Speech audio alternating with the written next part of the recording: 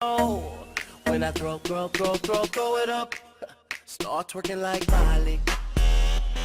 Oh yeah. Hepinize hoş geldin diyoruz. Bugün sizlerle Patron TV'de Ormandaki Mağarayı keşfedeceğiz. Ve gireceğiz. Gireceğiz. Evet, gireceğiz. Yani bu video like dersiniz herhalde. Bu Yunus, bu Emre abi. Yunus abi, Emre abi. Yusuf, Talla, Furkan. Oklu Ve de kameraman bu arada Talla. çok iyi bir ok yaptık şöyle. Bu da kılıç, karanlık kılıç. Evet arkadaşlar, şimdi gidiyoruz. Evet arkadaşlar.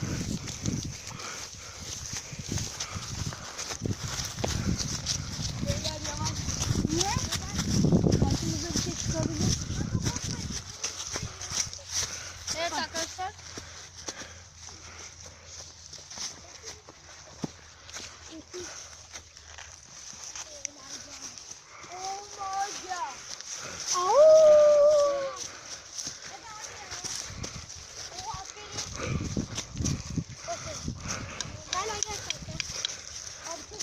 Oh my god. Hadi. Bir kişi burada kalsın. Ben içine gireceğim. Evet. Yusuf kanka içine gir. İçine girmeyin öyle. Kanka burada kuyu var. Şöyle. Kanka Aa, bu da kuyu. bir daha temelli çıkarma. Kanka sakın şey yapma düşme. Oha. Oha. Abi. Öldüm lan. Evet arkadaşlar. Şöyle yaklaştırıyoruz. Çok derin bir çukur lan. Köprü gibi bir yer var abi. Ben buradan geçemem. Şurada da var. Şurada Burada da da var. Bunlar PKK'lı. Yani baksana. Şöyle. Oo. Bu köpek şey mi ya? Ben anlayamadım onu. Tilki şey mi? Ne o? Ne bileyim kanka. Şurada arkadaşlar. Kanka ne var lan orada? Ben de anlamadım lan. Arkadaşlar anakonda. Kanka. Bir tane de sivri kurduyla gelecek. O ne? Ben de anlamadım. Mezar.